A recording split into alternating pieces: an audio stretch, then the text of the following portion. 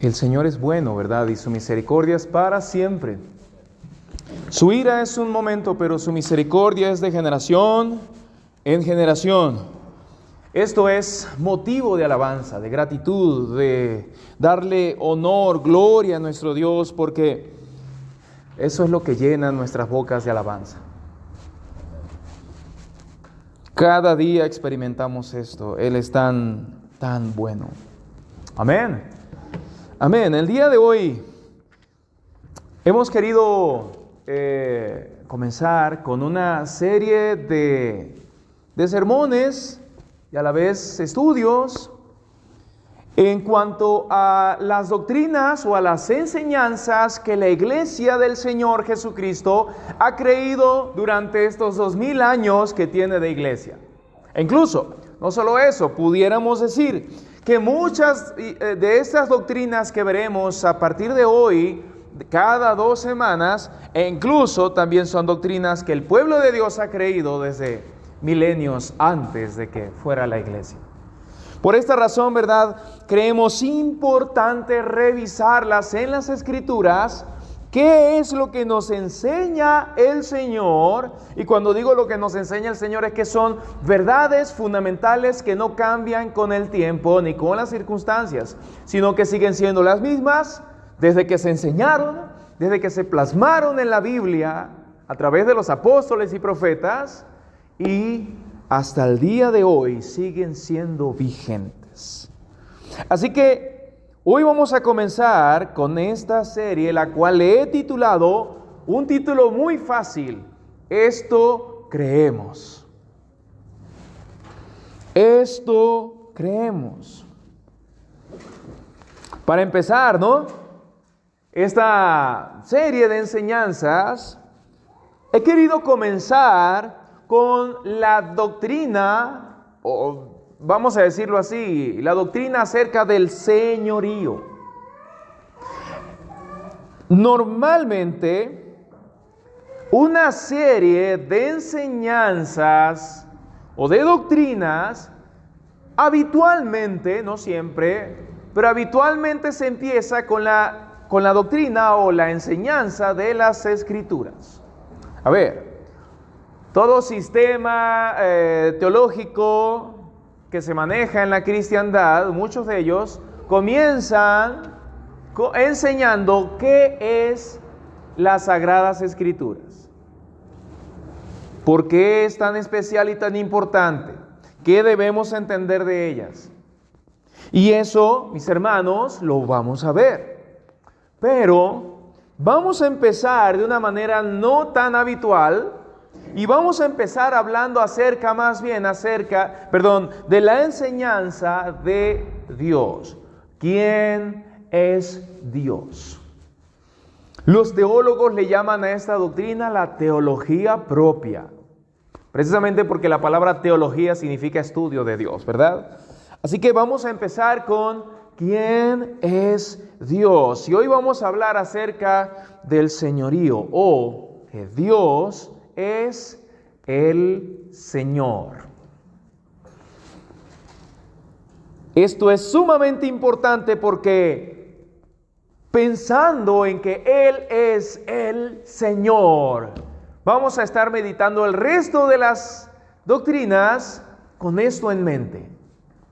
¿Por qué nosotros debemos creer esto? Porque el Señor nos lo enseña en su palabra. Vamos a tener en nuestras mentes a nuestro Señor. Ya por mi parte, ¿verdad? Durante algunos meses he venido trayendo una serie de sermones que hablan acerca de la grandeza de las Escrituras y cómo ellas realmente nos dan motivo suficiente de confianza. Una confianza que no debería pasar. Es decir, ella nos da razones eternas para confiar en ellas.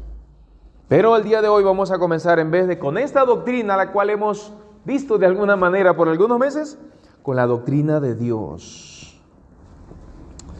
Muy bien. Lo primero que encontramos en nuestras Biblias acerca de quién es Dios es no una descripción de Él. Lo primero que encontramos en la Biblia, que está en Génesis 1:1, y por cierto, Fue nuestra tarea del domingo pasado, ¿verdad? Aprendernos de memoria este versículo, Génesis 1:1. Esto es lo primero que encontramos en la Biblia acerca de Dios. Sin embargo, no una descripción de Él. Solo vemos un acto de Él. Y dice en Génesis 1:1 de esta manera: en el principio Dios creó los cielos y la tierra. Amén. Así que lo primero que nos revela la Biblia, el primer versículo, la primera frase que vemos en la Biblia, habla de Dios, pero no una descripción de Él, sino un acto de Él. Dios creó. Es el acto que encontramos apenas entrando en la Biblia. Pero hoy vamos a concentrarnos en la identidad que Dios reveló de sí mismo en el libro del Éxodo. Ahora vamos a Éxodo y vamos a leer, para dar contexto a esto, ¿verdad?, el capítulo 3, versículos del 1 al 12 para empezar.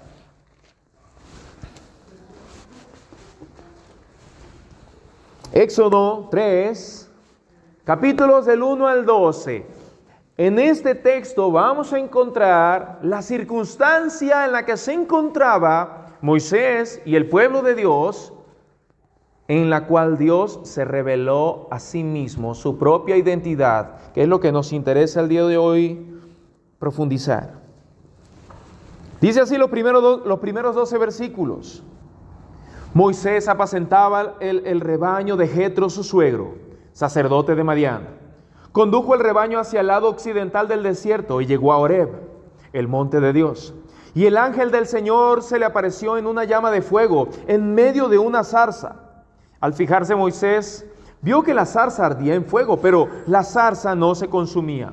Entonces Moisés dijo: me acercaré ahora para ver esta maravilla. ¿Por qué la zarza no se quema? Cuando el Señor vio que Moisés se acercaba para mirar, Dios lo llamó de en medio de la zarza y dijo: Moisés, Moisés. Y fue cuando Moisés oyó la voz de Dios. Y dice, y él respondió: aquí estoy. Entonces Dios le dijo: no te acerques aquí, quítate las sandalias de los pies, porque el lugar donde estás parado es tierra santa. Y añadió: yo soy el Dios de tu padre, el Dios de Abraham, el Dios de Isaac y el Dios de Jacob. Entonces Moisés cubrió su rostro porque tenía temor de mirar a Dios. El Señor dijo: ciertamente he visto la aflicción de mi pueblo que está en Egipto y he escuchado su clamor a causa de sus capataces, pues estoy consciente de sus sufrimientos. Así que he descendido para librarlos de mano de los egipcios y para sacarlos de aquella tierra a una tierra buena y espaciosa, a una tierra que emana leche y miel. Al lugar de los cananeos, de los hititas, de los amorreos, de los fereceos, de los heveos y de los jebuseos. Y ahora el clamor de los israelitas ha llegado hasta mí. Y además he visto la opresión con que los egipcios los oprimen. Ahora pues, ve y te enviaré a Faraón, para que saques a mi pueblo, a los israelitas de Egipto. Pero Moisés dijo a Dios: ¿quién soy yo para ir a Faraón y sacar a los israelitas de Egipto? Y el versículo 12 dice: ciertamente yo estaré contigo. Le respondió el Señor: y la señal para ti de que soy yo el que te ha enviado será esta: cuando haya sacado al pueblo de Egipto, ustedes adorarán a Dios en este monte. Amén. Vamos a hacer una oración y depositar nuestra confianza en que el Señor nos ayudará a entender su palabra. Oremos a Dios. Padre nuestro, te damos gracias, Señor, por revelarte a nosotros. Te damos gracias, Señor, por tu palabra escrita. Pero te pedimos que nos ayudes a entenderla, Señor. Danos luz. y sabemos de que solamente tú puedes revelarte a nosotros. Así que te pedimos, que nos ayudes a entenderte y te des a conocer a nosotros por medio de la exposición de tu palabra. En nombre de Jesús. Amén. Amén. El pueblo de Israel se encontraba en Egipto. Estuvieron ahí 400 años siendo esclavizados por los egipcios. La historia de cómo llegaron a Egipto tal vez no concierne mucho al tema de hoy, pero realmente ellos llegaron porque se habían encontrado en una escasez, en una dificultad tremenda, económica y alimenticia en sus vidas. Y Jacob, junto con sus hijos y toda su familia y todas sus cosas, se fueron a vivir a Egipto. José, el que fue el hijo menor de Jacob, luego fue solo el penúltimo. Él ya vivía en Egipto, se convirtió en gobernador de Egipto, en alguien muy importante. Y a través de José ellos fueron muy bienvenidos en Egipto. El rey de Egipto era muy amable y bueno con ellos.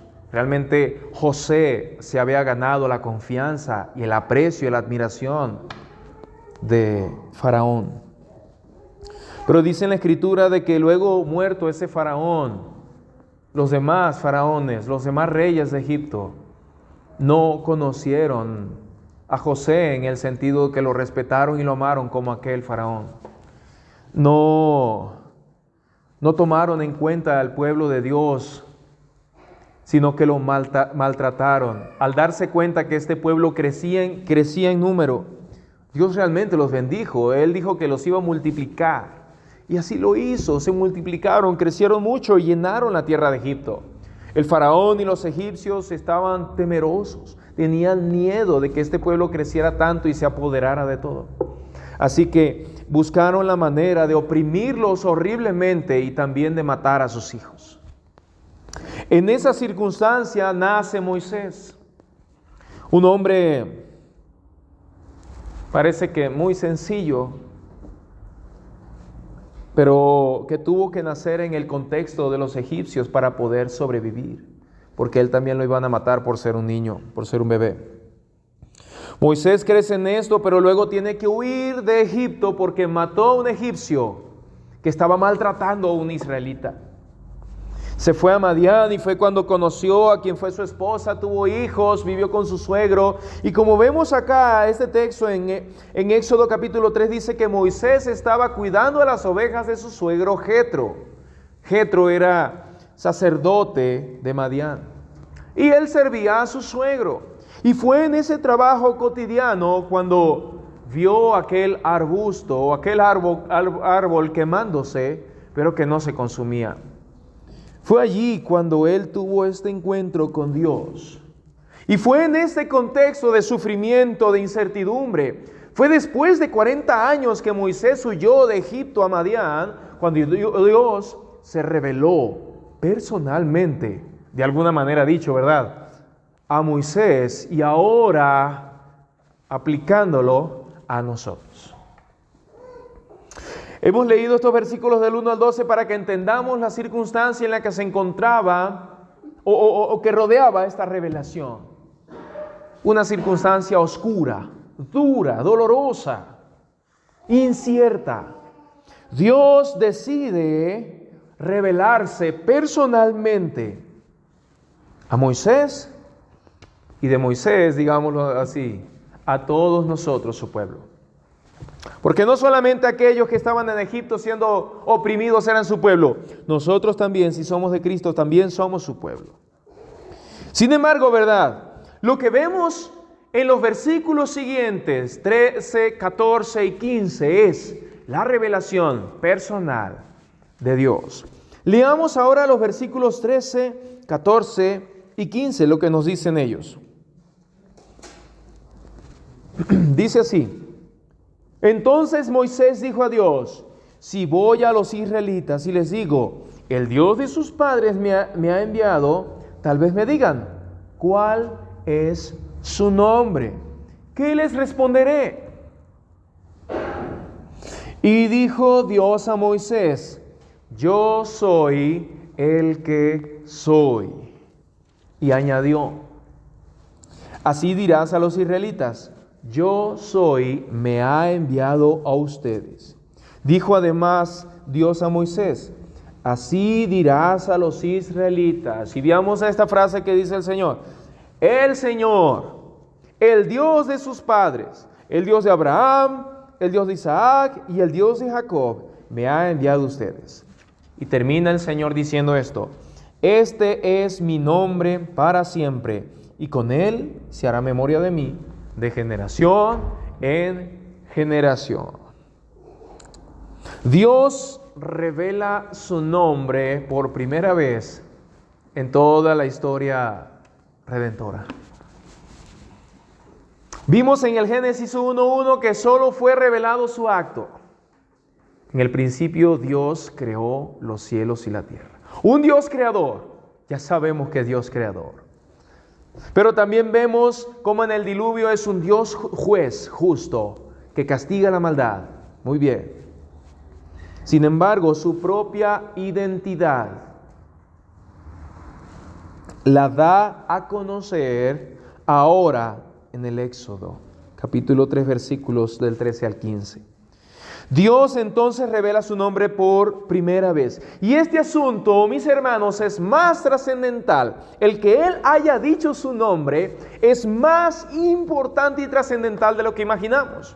Y es que nosotros cuando hablamos de nombre, solo se nos viene a la mente Pedro, Juan, María, Augusto, etcétera, que de repente le ponemos a nuestros hijos porque suenan bien, o porque mi papá se llamó así, o porque en mi país tenemos, bueno, yo no, ¿verdad? Pero mis paisanos tienen la mala costumbre de unir varios nombres y hacen un Frankenstein de nombres.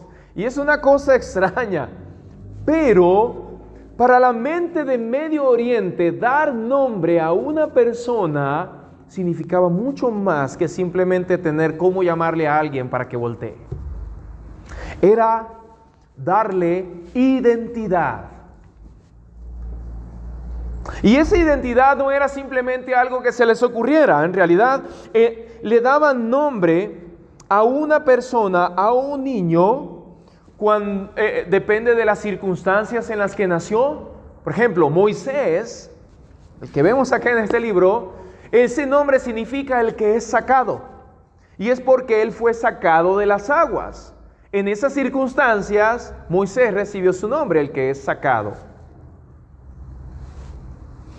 Entonces, el nombre describe la identidad verdadera, auténtica de una persona en el contexto de Medio Oriente. También daban nombres por si era un motivo de tristeza, o también por si ponían sus esperanzas o expectativas en ese niño que nacía. Por ejemplo, cuando nació Noé, a Noé le pusieron Noé porque él era quien iba a traer paz a la tierra. Iba a dar reposo a la tierra. Noé. Así que cuando Dios revela su nombre, Dios no está simplemente diciendo, bueno, pues diles mi nombre, ¿verdad? A mí me llamaron tal. No, Él está revelando quién es Él realmente. Y lo que encontramos en los versículos del 13 al 15 es la propia identidad de Dios. Lo primero que vemos es que Él dice, yo soy el que soy. Es el primer nombre, digamos, o la primera vez que da su nombre. Yo soy el que soy. Luego lo dice un poco más corto, ¿verdad? En el versículo 14, yo soy.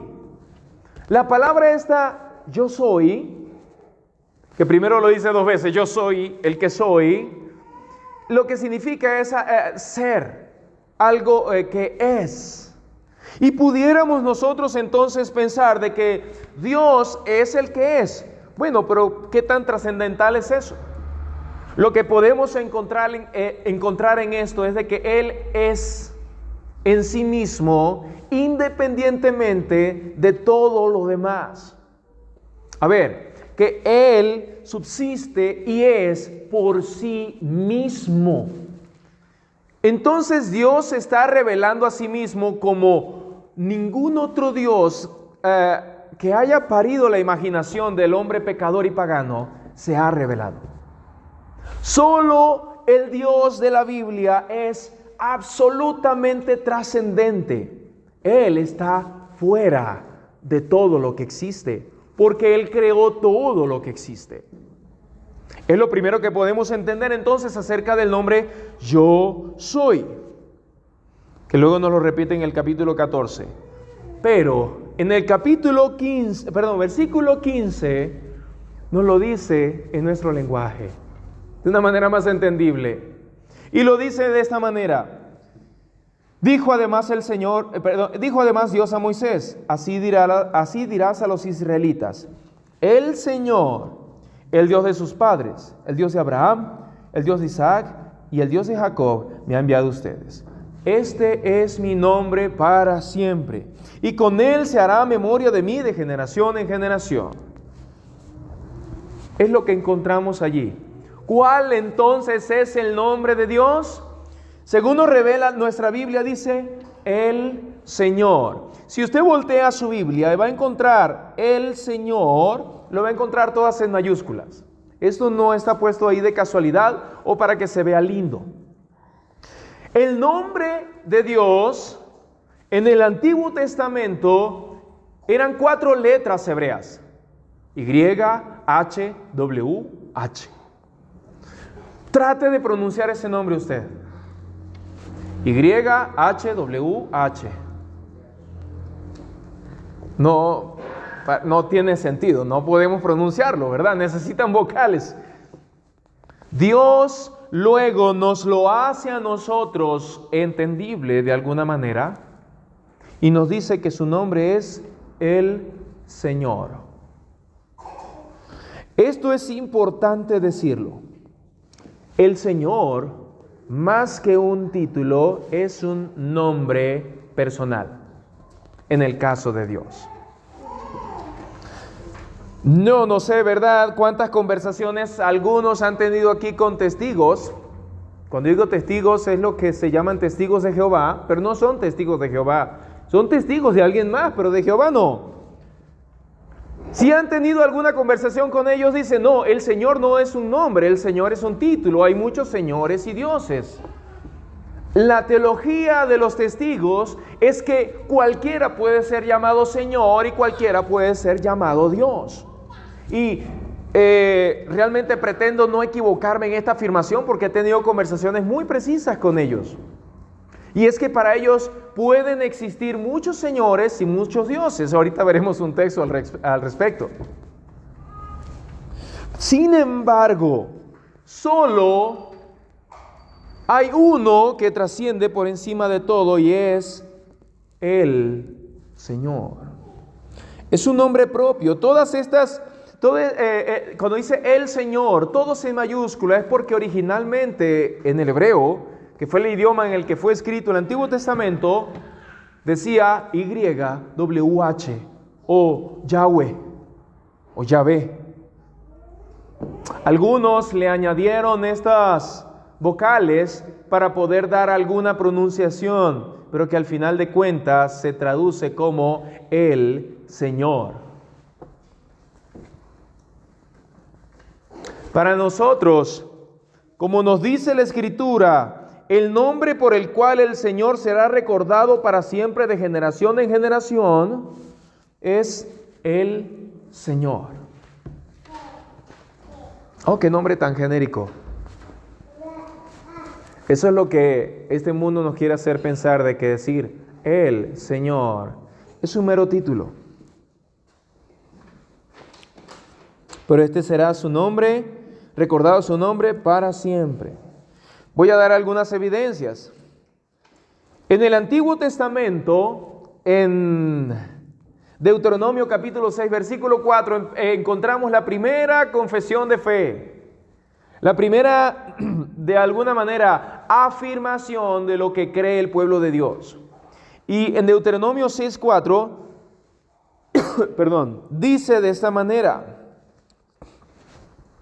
escucha, oh Israel, el Señor es nuestro Dios, el Señor uno es.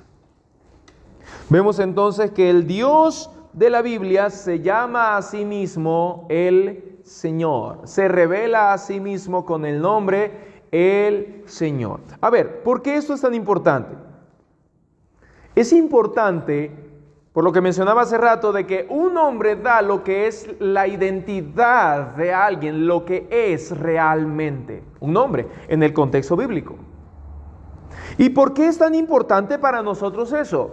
Porque conociéndolo a Él, podemos realmente, digámoslo de alguna manera, comprender lo que Él nos está diciendo. Podemos estudiar las demás doctrinas bíblicas, pero realmente es totalmente infructuoso estudiar teología sin conocer a Dios. Así que lo primero que nosotros debemos entender es que Él es el amo, rey y Señor.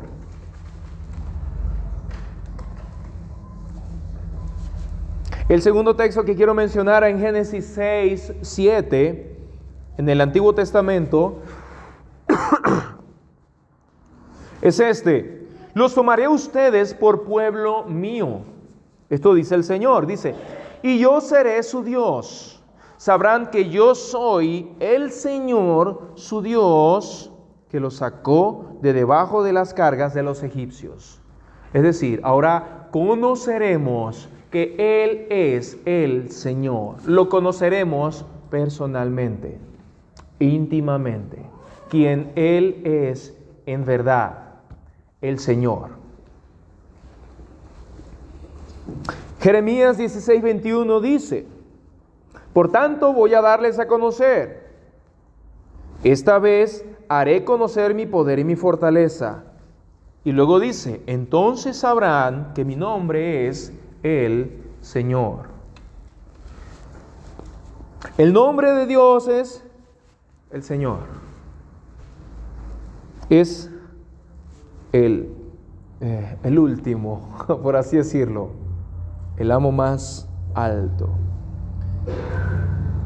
También en el Nuevo Testamento encontramos la profesión de fe de los creyentes o del pueblo de Dios, y habla precisamente de este asunto,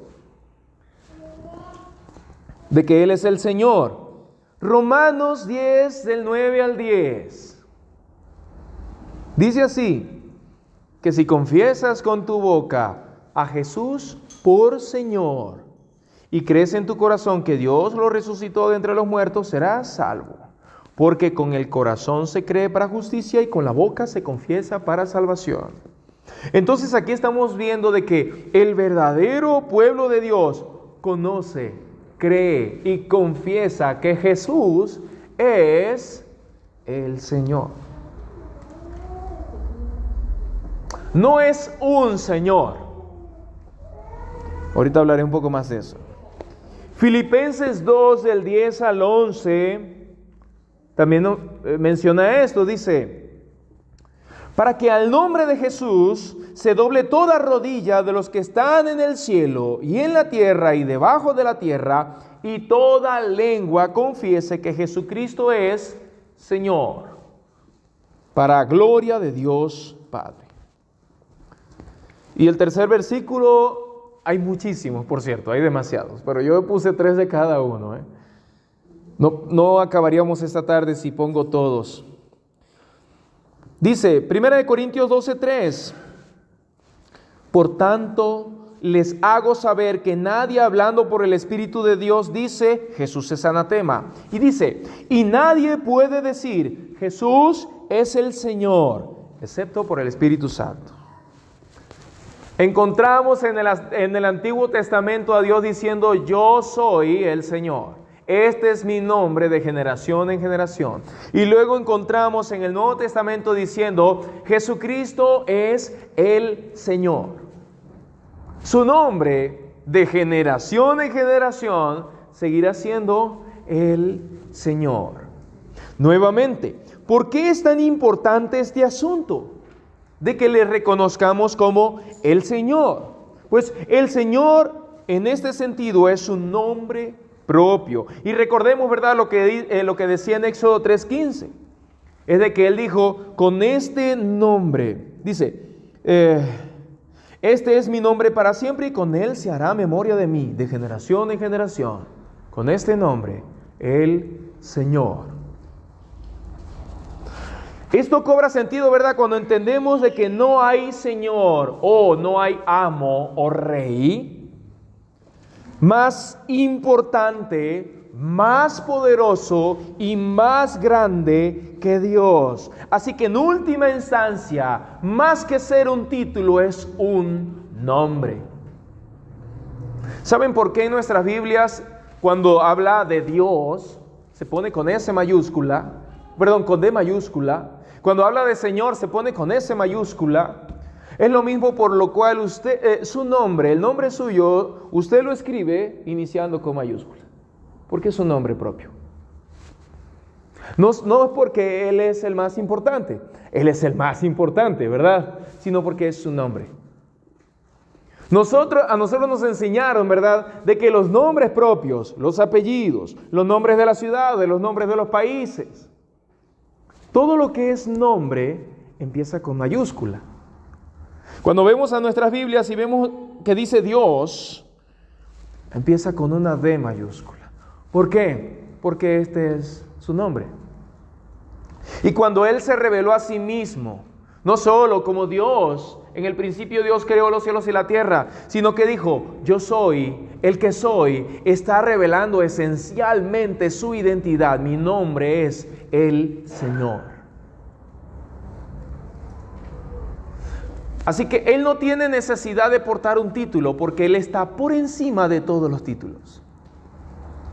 Y al estar por encima de todos los títulos, en última instancia, es un nombre. No sé si me doy a entender.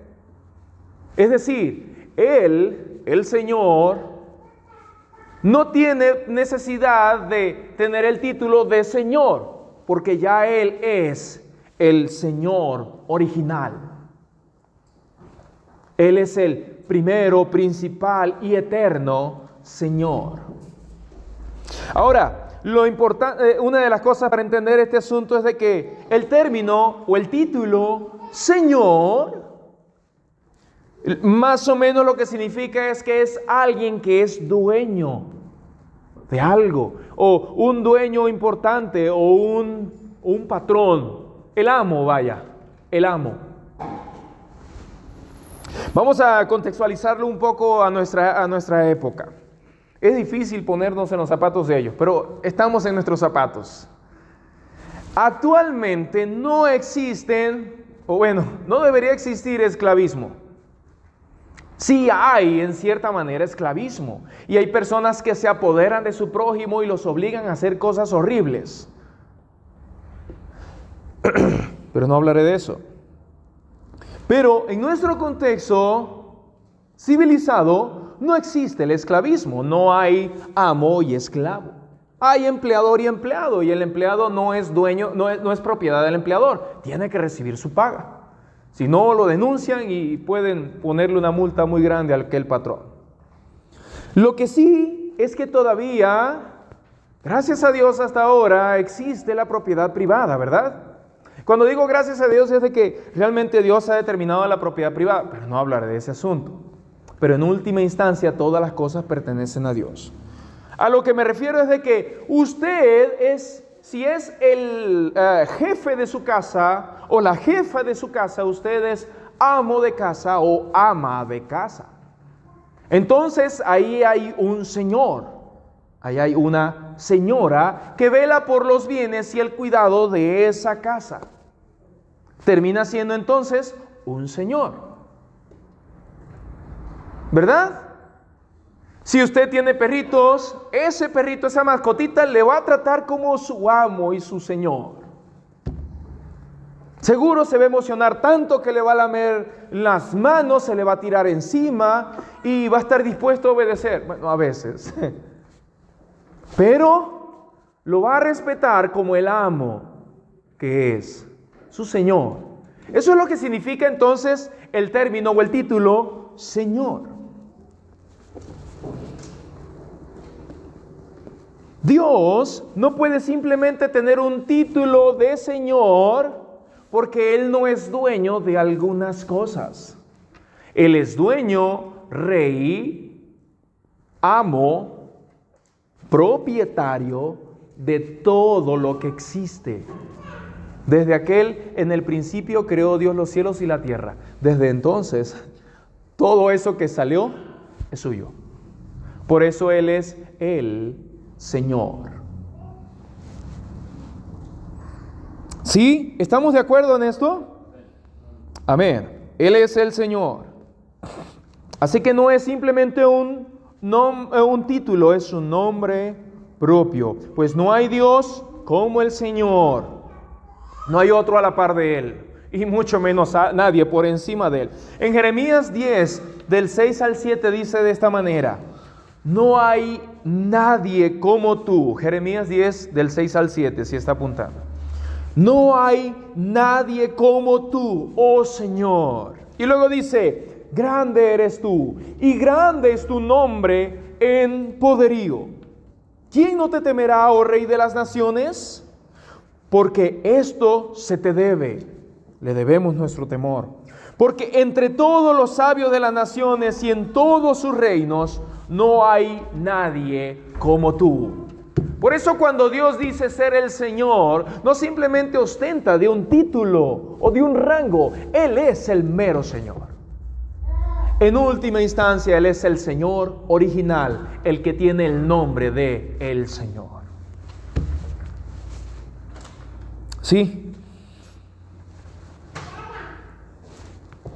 Si solo fuera un título, Dios solamente sería un Señor entre muchos. Si solamente, y esto lo hago intencionalmente, para que en nuestras mentes, que de alguna manera, tal vez algunos hayamos sido evangelizados por este grupo, nosotros podamos entender de que no es simplemente un título, es un nombre. Si solo fuera un título, entonces Él sería un Señor entre muchos, porque si creemos a las doctrinas que ellos enseñan, que dicen, no es que hay muchos señores y muchos dioses, cualquiera puede ser comparable con nuestro Dios, y eso es imposible. Nadie, aunque se ponga el título de Señor, aunque sea, entre comillas, el Rey del mundo, nadie puede llegarle a la par a nuestro Dios. Bueno, eso sería demasiado. Nadie podría llegarle a las rodillas o a los pies a nuestro Señor. Él es el Señor. En última instancia podemos decir, es su nombre. Se reveló a sí mismo como el Señor. Este será mi nombre. Así será recordado mi nombre por siempre. Así que veamos lo que dice en 1 Corintios 8:6.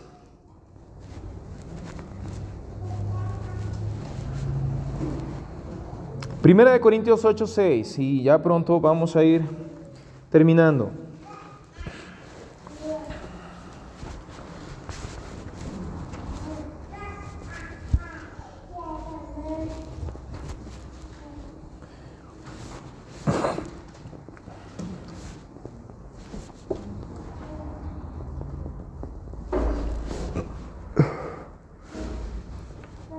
Dice, porque aunque haya algunos llamados dioses, ya sea en el cielo o en la tierra, como por cierto hay muchos dioses y muchos señores, dice aquí.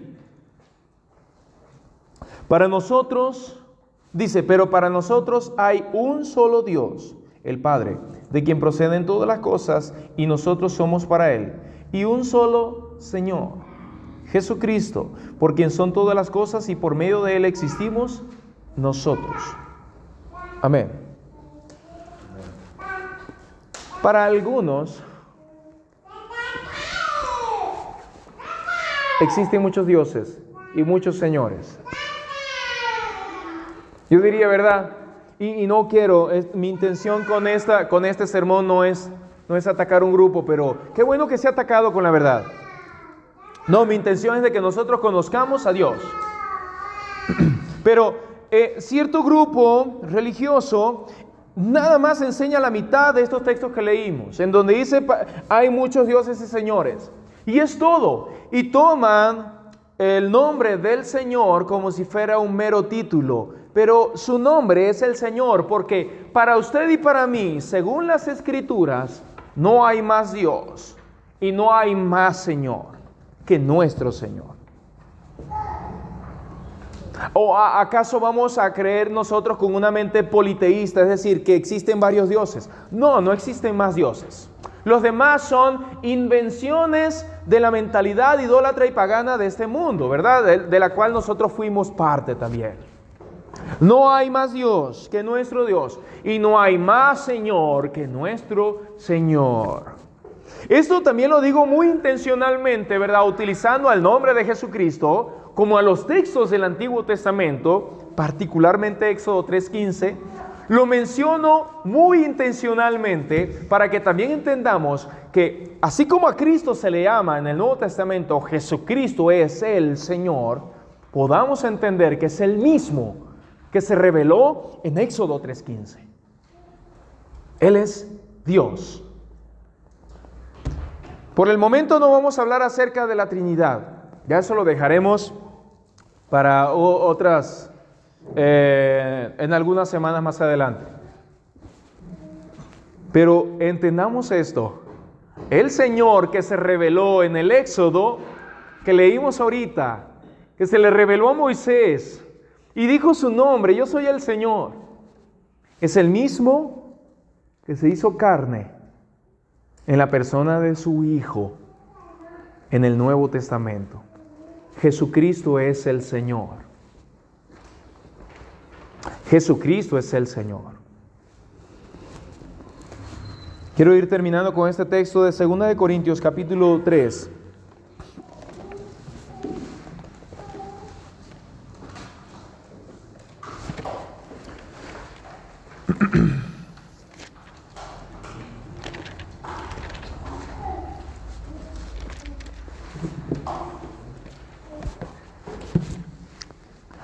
Segunda de Corintios capítulo 3.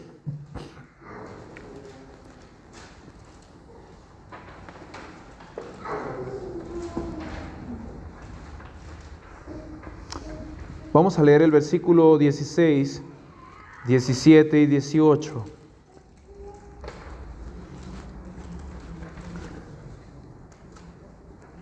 Dice el versículo 16, pero cuando alguien se vuelve al Señor, el velo es quitado. Ahora bien, el Señor es el Espíritu, y donde está el Espíritu del Señor, hay libertad. Pero nosotros todos con el rostro descubierto, contemplando como en un espejo la gloria del Señor, estamos siendo transformados en la misma imagen de gloria en gloria, como por el Señor, el Espíritu. Esta doctrina es sumamente importante, porque cuando nos es quitado el velo, es decir, aquel entendimiento nublado de quién es Dios, cuando nos es quitado esa ignorancia o esa dureza de corazón, en el contexto de este capítulo vemos que hay dureza de corazón de parte de aquellos que no creen. Cuando nos es quitado eso, cuando nos volvemos al Señor, el velo es quitado, ahora sí podemos ir de gloria en gloria, siendo transformados a la imagen del Señor por el poder del Señor, el cual es el Espíritu. Ahí se refiere al Espíritu Santo, la tercera persona de la Trinidad.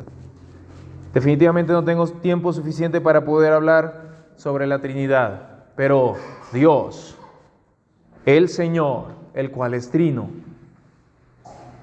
es quien hace la obra en nosotros. Y entonces, ¿será que es la ignorancia la que nos tiene tan enredados en este mundo? ¿Será entonces que es la falta del conocimiento de Él, de que le veamos cara a cara, digámosle de alguna manera, dice como por un espejo, de que podamos contemplar su gloria por fe conocerle verdaderamente a Él. ¿Será la ignorancia de esto lo que nos tiene atados a este mundo de muchas maneras? ¿Será que nuestro velo está todavía ahí estorbando en nuestra vista? O tal vez el velo ha sido quitado. Pero ¿será que de unas u otras maneras, por orgullo o por incredulidad, tal vez hemos decidido tapar nuestros ojos para no contemplar la gloria del Señor y no ser transformados de gloria en gloria? ¿Por qué no he sido transformado entonces? ¿Será por ignorancia del conocimiento de Dios? ¿Será que hemos ignorado de que Él es el Señor, que Él está en los cielos y nosotros estamos en la tierra? Solo somos mortales, pecadores, que en cualquier momento Dios realmente puede juzgarnos. ¿Será por eso que damos paso a la corrupción de la carne, a la corrupción de este mundo, y no nos interesa? Por ignorancia. Porque si supiéramos que Él es el Señor, nos llevaría de gloria en gloria, siendo transformados a la imagen de Jesucristo. Pero les tengo una mala noticia y luego una buena noticia. La mala noticia es de que, sí es verdad, somos ignorantes. No conocimos al Dios del cielo. Es más, rechazamos el conocimiento de Dios.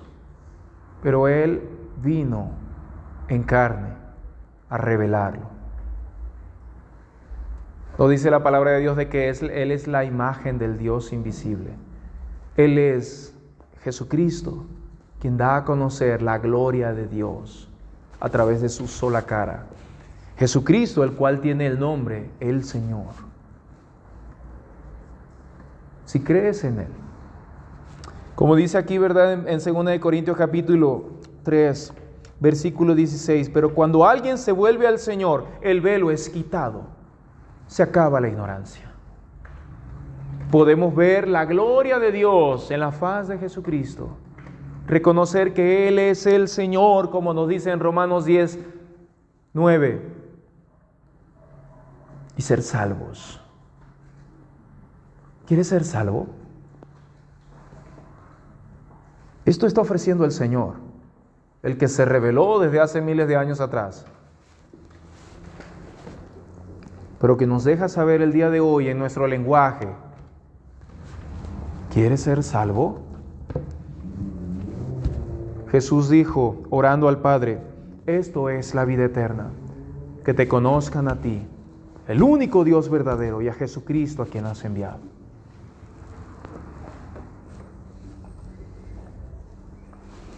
Así que a partir de hoy vamos a estar meditando en esto.